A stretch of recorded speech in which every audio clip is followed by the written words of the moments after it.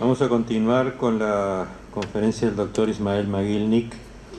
El doctor Magilnik es profesor de medicina de la Universidad Federal de Rio Grande do Sul, de Brasil, es jefe de endoscopia del Hospital Universitario de la misma ciudad y se va a referir al tema criterios diagnósticos en pancreatitis aguda.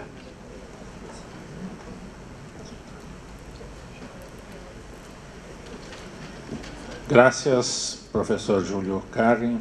Agradecendo ao professor Júlio, agradeço a todos que me invitaram cá, em especial aos componentes dessa mesa, a Maria Rosa e meu amigo Fadu, por estar cá em Córdoba. Vou falar despacito em português para não assassinar o espanhol. Esse é um problema sempre que ocorre. Para falar sobre critérios diagnósticos em pancreatite aguda, é muito fácil fazer o diagnóstico da pancreatite. O difícil é saber como vai evoluir a pancreatite aguda.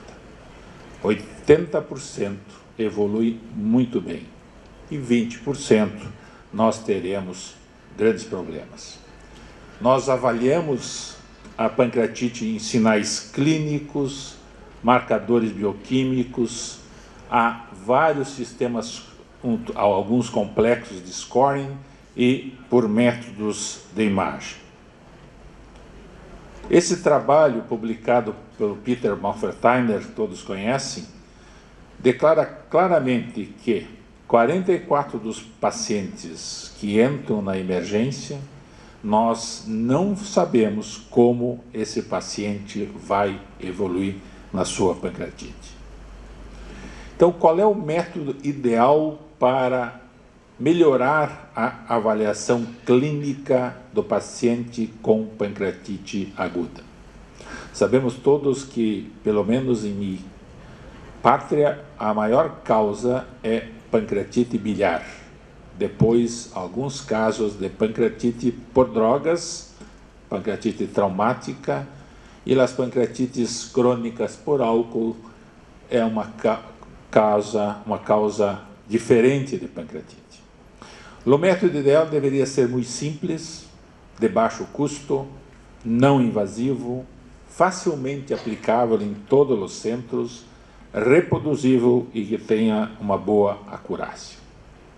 Não podemos esquecer que a mortalidade da pancreatite aguda, inicialmente pelo menos de 2 semanas, menos de 10 dias, 2/3 a 50% são devidos a uma resposta inflamatória sistêmica com pâncreas viável.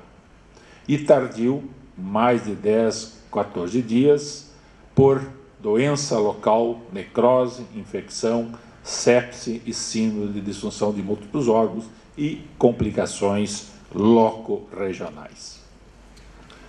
Existem alguns indicadores clínicos que podemos analisar de gravidade da pancreatite. Os pacientes que têm taquicardia e hipotensão, taquipneia e hipoxemia, hemoconcentrados, oligúricos e pacientes que estão em encefalopatia. São marcadores clínicos à beira do leito, da cama do paciente e que podemos anotar isso e ter já uma ideia de qual a gravidade deste paciente. Os marcadores bioquímicos, amilase, lipase, com valor diagnóstico, mas nenhum valor em termos de prognóstico.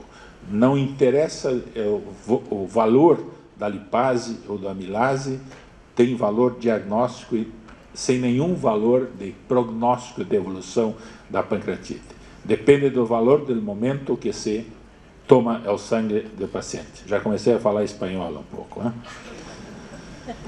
Marcadores isolados. A proteína C reativa tem uma boa sensibilidade e uma boa especificidade.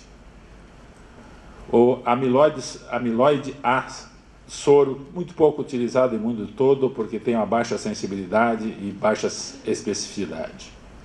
Procalcitonina, maior do que 1,8 miligramas, indica infecção e tem uma boa sensibilidade para infecção e uma boa especificidade. Não é em todos os lugares que se consegue fazer tudo isso.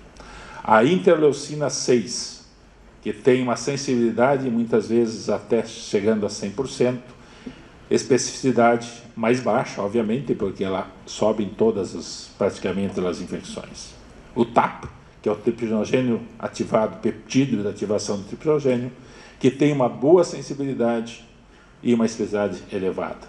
Também difícil de se conseguir para analisar de rotina em laboratório. A elastase PMN, que é a elastase do neutrófilo, tem uma sensibilidade alta e uma especificidade também alta. E muito fácil fazer, hematócrito elevado, paciente hemoconcentrado, ele é sensível e tem uma razoável especificidade para marcar como pancreatite grave. Acá há vários marcadores do soro em que nós podemos analisar. Se pegarmos esses marcados, alanina transaminase também é um valor de diagnóstico, porque muito elevada nos indica que a pancreatite provavelmente seja biliar. Amilase ou lipase, como já falei, valor diagnóstico. Lipase, valor diagnóstico. E o peptídeo ativado tripsinogênio tem um valor diagnóstico e também tem um razoável valor de prognóstico, como vai evoluir a pancreatite. Os que têm um valor de prognóstico melhor são a proteína C reativa, interleucina 6, interleucina 8, fosfolipase A2, procalcitonina e, como já falei, o TAP, que tem um valor diagnóstico e prognóstico. Todos nós sabemos que isto na prática clínica não é utilizado a todos os marcadores. Volto a frisar que existem alguns marcadores sensíveis e muito práticos, como hematócrito na admissão, que tenha mais de 44%, e não diminui nas primeiras 24 horas, 50%, aí uma modificação do meu computador para a necrose desse paciente vai evoluir para necrose. E quando esse hematócrito é menor de 40%, apenas 4% vão evoluir com necrose. Um outro marcador muito fácil, que é a glicose. A glicemia do paciente, quando está acima de 150 miligramas por decilitro, é um bom marcador de que é uma pancreatite que está evoluindo mal, ou com risco de ter uma má evolução. Outros marcadores muito fáceis de fazer em todo o laboratório, que é a sedimentação eritrocitária. Vemos aí nesse gráfico de que o valor acima de 60 é um marcador de pancreatite grave. Qualquer laboratório pode nos informar esse dado. E as pancreatites moderadas, estatisticamente de baixa gravidade, não atingem a sedimentação do eritrócito a 60 milímetros por hora. Portanto, um marcador muito fácil e alcance do laboratório. Proteína C reativa, que é um belo marcador, e que a partir das 12 horas de hospitalização, de chegada do paciente com pancreatite aguda, esteja acima de 150 miligramas por litro, é um bom marcador de gravidade. Os pacientes estatisticamente que têm pancreatite moderada, pancreatite leve, pancreatite não grave, eles têm normalmente abaixo de 100. Se nós associarmos sedimentação com proteína C reativa, nós teremos uma alta sensibilidade e uma alta especificidade para notar que esse paciente, estamos diante dele, tem uma pancreatite grave. Muito simples, todos os laboratórios podem nos informar. Os marcadores mais difíceis, como o TAP, É um marcador inicial muito bom, apenas que ele cai rapidamente. Se estiver elevado, é um bom marcador. Mas se pegarmos um paciente após 48 horas de doença, não é um marcador que nos vai indicar absolutamente nada, porque cai rapidamente. Estão vendo aqui o gráfico do PAT e do PCR. O PCR sobe e se mantém elevado por muito mais tempo nos pacientes que têm pancreatite grave. Esse é um belo marcador de gravidade de pancreatite e que podemos utilizar frequentemente. Aqui vem que 24, 48, 72, até 144 horas após isso. E é um gráfico que demonstra esses dados. A pancreatite moderada e a pancreatite grave com a falência orgânica, e que é marcado muito bem pela citocina. A proteína C reativa, como todos nós sabemos, é um marcador da presença de citocina elevada. O fígado produz a proteína C reativa estimulado pela citocina 6, que é muito mais cara do que dosar proteína C reativa. Meu país é um país pobre, temos que usar, não? A Argentina pode usar todos os marcadores, não? Mas meu país não pode. O presidente Dilma não deixa. Ela gosta de trazer médicos de fora. Preditivos de evolução. Como podemos prever a evolução? Tem vários critérios, de Ranso, Glasgow, Apache, Apache-O, POP e BISAP. Vamos ver rapidamente cada um.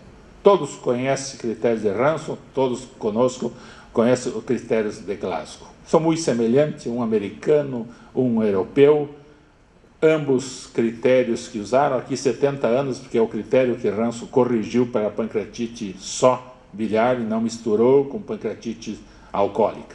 Todos eles são marcadores conhecidos de idade, leucócito, glicemia, LDH, transaminas, outros põem albumina. No entanto, temos que normalmente aguardar 48 horas para ter uma ideia de como vai evoluir esse paciente.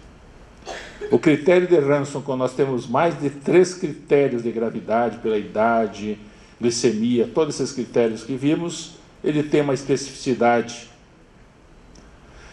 razoável e uma sensibilidade também boa.